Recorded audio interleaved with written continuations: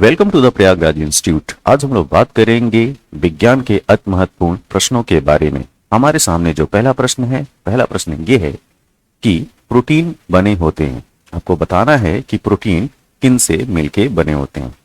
तो पहला ऑप्शन है सुगर्स मतलब शर्करा, दूसरा ऑप्शन है अमीनो एसिड्स अमीनो अम्ल, तीसरा है फैटी एसिड वसी अम्ल और डी ऑप्शन है न्यूक्लिक अम्ल। तो यहां आपको सही टिक मारना है ऑप्शन बी, क्योंकि प्रोटीन जो हैं वो पॉलीमर हैं एमिनो एसिड्स के। ठीक है, तो प्रोटीन अमीनो एसिड्स के बने होते हैं। दूसरा प्रश्न ये है कि निम्न में से कौन सी एक बड़ी रक्त वाहिका है जो रक्त को हृदय से दूर ले जाती है। तो यहां पे ऑप्शन है नस या वेन कह सकते हैं इसको इंग्लिश में, धमनी आर्टरीज, सी है केसिका कैपिलरीज और डी है तंत्रिका। तो इसका सही उत्तर है बी धमनी। जो आर्टरीज होती है, धमनी होती है, वो रक्त को हृदय से दूर ले जाती है। दूर ले जाने का मतलब है कि शरीर के विभिन्न अंगों में। अगला प्रश्न हमारे सामने यह है कि निम्नलिखित में से कौन सा हार्मोन स्टेरॉयड है। ध्यान दीजिए, यहां पे आपसे पूछा जा रहा है कि कौन सा हार्मोन जो है वो स्टेरॉयड है। तो पहला ऑप्शन है एस्ट्रोजन, दूसरा है ग्लूकागॉन, तीसरा है इंसुलिन और डी ऑप्शन है ऑक्सीटोसिन। इसका सही उत्तर है एस्ट्रोजन।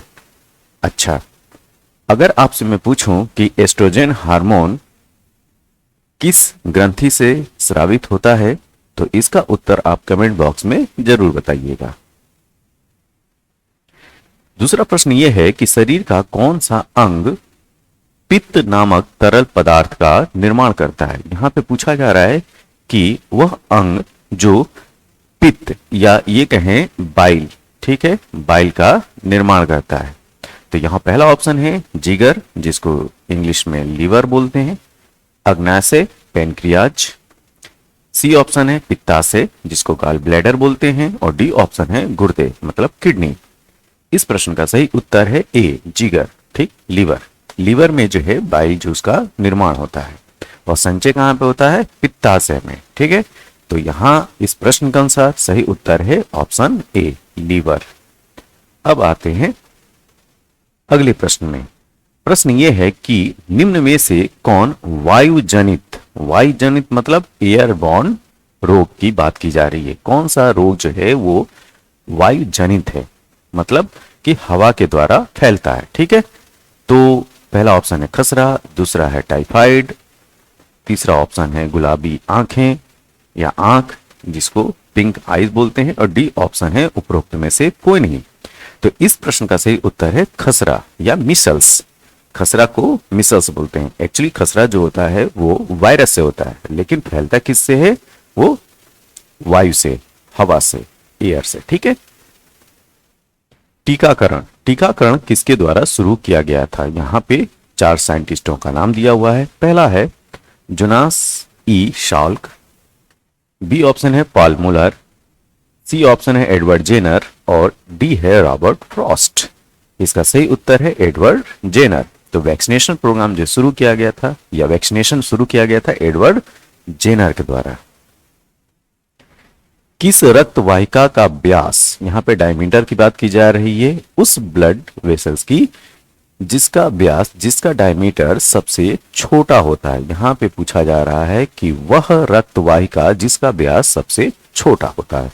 तो यहां पे पहला ऑप्शन है केसिकाएं मतलब कैपिलरीज, बी ऑप्शन है धमनी आर्टरीज, सी है वेन्यूल्स और डी है लसिका या लिम्ब।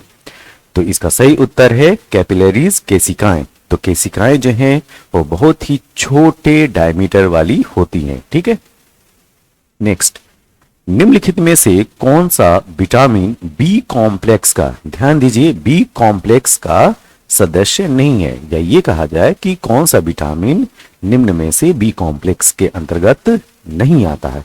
तो पहला ऑप्शन है थायमीन, दूसरा है राइबोफ्लेविन, सी ऑप्शन है फोलिक एसिड और डी ऑप्शन है एस्कॉर्बिक एसिड। देखिए, ये जो 3 हैं वो बी कॉम्प्लेक्स में आते हैं। ठीक है, बी कॉम्प्लेक्स में आते हैं। एस्कॉर्बिक एसिड जो है वो है विटामिन सी। ठीक है, विटामिन सी का केमिकल नेम है एस्कॉर्बिक एसिड। तो इस तरीके से आपका उत्तर क्या होगा? Ascorbic acid. एस्कॉर्बिक एसिड जो है बी कॉम्प्लेक्स में नहीं आता है। अच्छा, अगर आपसे पूछा जाए कि जल में घुलनशील विटामिन का नाम बताइए, ठीक, तो क्या बताएंगे?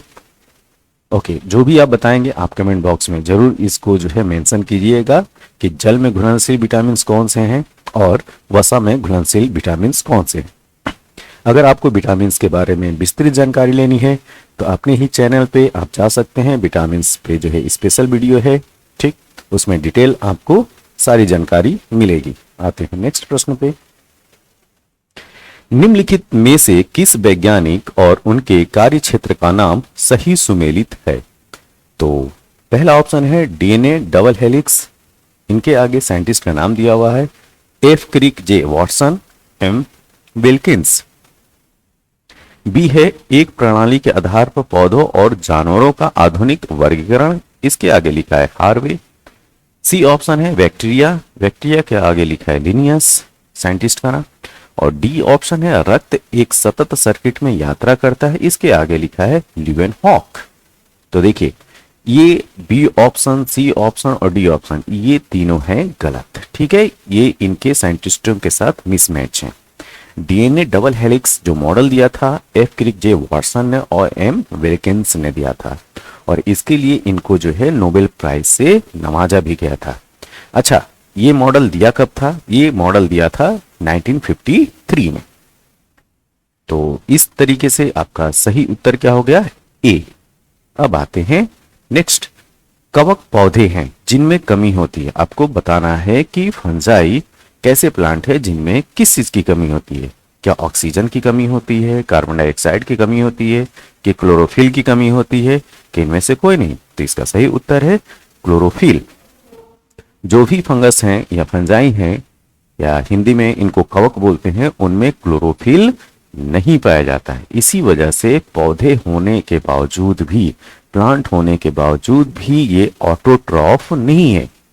ध्यान दीजिए, ये ऑटोट्रॉफ नहीं है, फोटोसिंथेसिस नहीं कर पाते हैं। क्यों? क्योंकि इनमें क्लोरोफिल का अभाव होता है। ठीक है, तो इस प्रश्न के अनुसार कवक पौधे हैं जिनमें कमी होती है। किस चीज की कमी होती है? क्लोरोफिल की। Option C, option C. Next, निम्नलिखित में से कौन सा यकृत का कार्य नहीं है?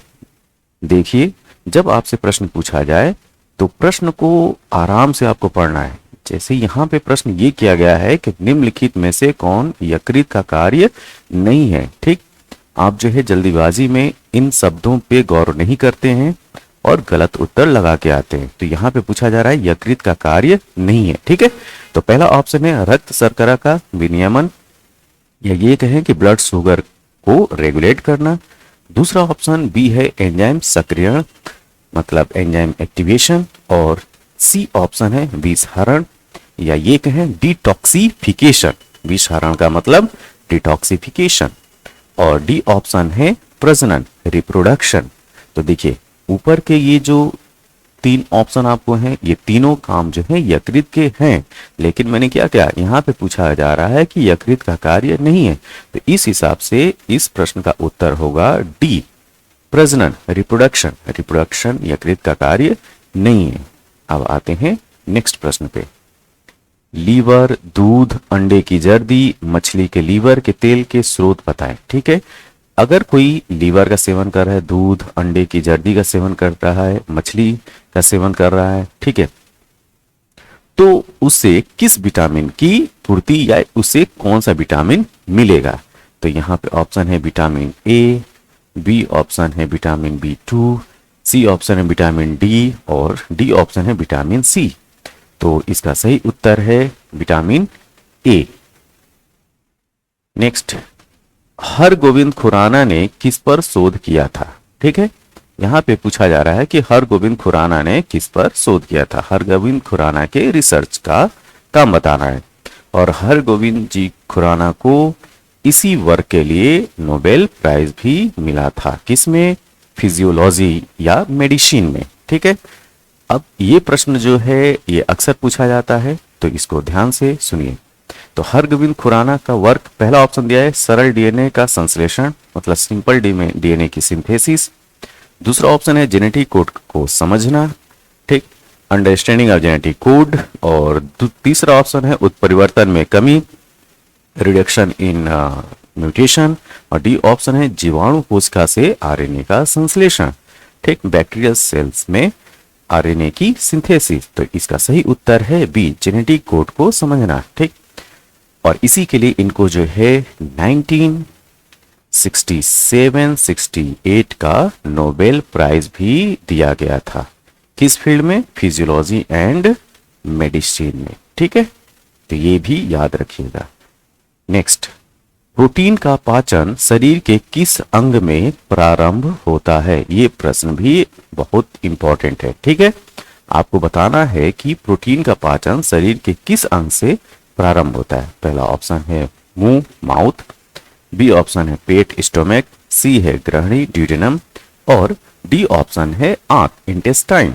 तो इसका सही उत्तर है पेट, स्टोमक से प्रोटीन का पाचन प्रारंभ हो जाता है। और यहीं पे अगर मैं पूछूं कि कार्बोहाइड्रेट का पाचन कहां से प्रारंभ हो जाता है, तो इसका उत्तर जो है आप कमेंट बॉक्स में दीजिएगा, ठीक है। नेक्स्ट, जीरोएप्थेलीमिया, ठीक, जीरोएप्थेलीमिया, यहां पे जीरो जो है XERO, ठीक है, ऐसे लिखा जाता है जी। जीरोएप्थेलीमिया को रोकने के लिए किस विटामिन की आवश्यकता होती है, ठीक है।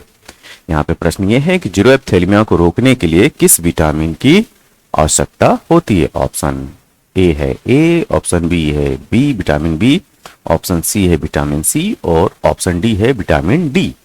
तो जीरोएप्थेलीमिया को रोकने के लिए विटामिन ए की आवश्यकता होती है। और जीरोएप्थेलीमिया किस अंग से संबंधित रोग है? तो वो है आंख से। हेपेटाइटिस एक बीमारी है, ठीक है, अक्सर हम सुनते रहते हैं। हेपेटाइटिस एक बीमारी है। इसके लिए एक सामान्य शब्द है जो किसके कारण होता है, ठीक है।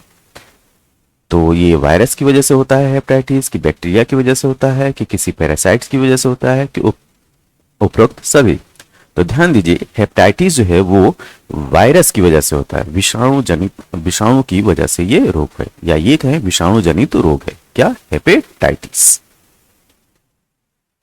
निम्नलिखित में से कौन सा कार्बोहाइड्रेट का उदाहरण नहीं है? आपको यहां पे बताना है कि कौन सा जो है वो कार्बोहाइड्रेट का एग्जाम्पल नहीं है, या ये कहें कार्बोहाइड्रेट नहीं है।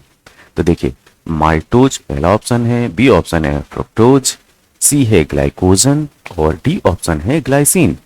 तो देखिए, पहला ऑप्शन माल्टोज जो है वो कार्बोहाइड्रेट है, फ्रक्टोज भी है कार्बोहाइड्रेट और ग्लाइकोजन भी कार्बोहाइड्रेट है।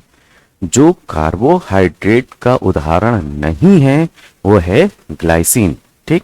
ग्लाइसिन एक अमीनो एसिड है। क्या है? अमीनो एसिड, या ये कहें अमीनो अम्ल, राइट। इसको जो है जी से रिप्रेजेंट करते हैं। तो ग्लाइसिन क्या है? अमीनो अम्ल है। हमारे सामने जो दूसरा प्रश्न है यह है कि कौन सा सही सुमेलित नहीं है, ठीक। इन शब्दों को गौर से देखा करें आप लोग। यहां पे पूछा जा रहा है कि कौन सा सुमेलित नहीं है। तो हीमोग्लोबिन के आगे त्वचा लिखा है, विटामिन सी के आगे स्कर्वी लिखा है, कार्बोहाइड्रेट के आगे आलू लिखा है और वसा के आगे मक्खन लिखा है, ठीक है। तो ये जो प्रश्न है वो ये दिखा रहा है कि जो इधर के जो कंपोनेंट है हीमोग्लोबिन, विटामिन सी, कार्बोहाइड्रेट, वसा, और इधर जो दिखाया जा रहा है उनके सोर्स, ठीक, या वो किससे बीमारी कॉज करते हैं, ये बातें की गई हैं। तो हीमोग्लोबिन जो है वो त्वचा, ये ऑप्शन गलत है। अगर यहाँ पे रक्त होता तो ये सही होता, ठीक है। तो यहाँ तो पहला ऑप्शन ही मिसमैच है। तो इस हिसाब से इस प्रश्न का उत्तर क्या हो जाएगा? ऑप्शन ए, ठीक। विटामिन सी की कमी से स्कर्वी होती है, बात सही है। कार्बोहाइड्रेट, आलू में कार्बोहाइड्रेट पाया जाता है, ये भी बात सही है। और मक्खन में फैट होता है, ये भी बात सही है। तो यहाँ पे सही सुमेलित नहीं है, वो है ऑप्शन ए। तो उत्तर क्या होगा आपका? ए।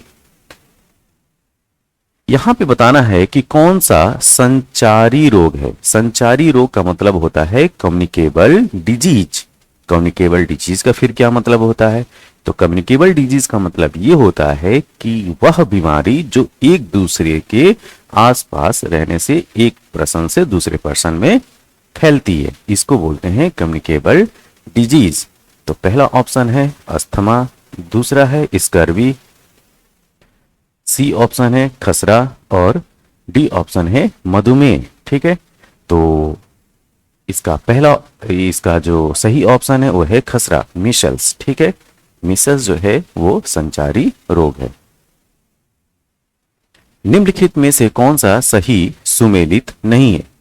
तपेदिक, फेफड़े, फाइलेरिया, लिम्फ नोड्स, एंसेफ्लाइटिस, हार्ट मतलब हृदय। ठीक है, एंसेफ्लाइटिस मतलब हृदय, हार्ट का यहाँ हृदय समझिए, ल्यूकेमिया, रक्त कोशिकाएं। तो यहां पे आपसे पूछा जा रहा है कि कौन सा सही सुमेलित नहीं है। तपेदिक मतलब कि हम ट्यूबरक्लोसिस की बात कर रहे हैं। ठीक है, तो वो फेफड़े से संबंधित है, श्वास संबंधित। फाइलेरिया, लिम्फ नोड्स जो है वो स्वेल कर जाती हैं, इस वजह से फाइलेरिया या ये कहें हाथी पांव बीमारी का रोग होता है, तो ये भी ऑप्शन सही है। इंसेफ्लाइटिस, हार्ट, इंसेफ्लाइटिस जो है वो हार्ट से या हृदय से संबंधित रोग नहीं है, ये जो है वो ब्रेन से संबंधित रोग है। किससे? ब्रेन से। ठीक है, इंसेफ्लाइटिस। ल्यूकेमिया, रक्त कोशिकाएं, ये भी सही है। तो यहां पे पूछा गया कि कौन सुमेलित नहीं है, तो कौन सा सुमेलित नहीं है? तो ऑप्शन सी, इंसेफ्लाइटिस जो है वो हार्ट या हृदय से नहीं है, ये ब्रेन से संबंधित रोग है। तो यहां पे आपका सही उत्तर हो जाएगा ऑप्शन सी। विटामिन के का दूसरा नाम क्या है? आपको जो है यहाँ पे विटामिन के का दूसरा नाम या ये कहें कि उसका रासायनिक नाम बताना है, केमिकल नेम बताना है। तो यहाँ पहला ऑप्शन है निकोटिनिक एसिड, बी ऑप्शन है राइबोफ्लेविन, सी है थायमिन और डी ऑप्शन है 2-methyl-1,4-नेथोक्विनोन। क्या? 2-methyl-1,4-नेथोक्विनोन। तो इसका सही उत्तर है ऑप्शन डी, ये है विटामिन के का दूसरा नाम या ये कहें रासायनिक नाम। तो ये हमारे सामने विज्ञान से संबंधित कुछ महत्वपूर्ण प्रश्न थे, इनको आप जरूर याद रखें। तब तक के लिए थैंक यू, धन्यवाद।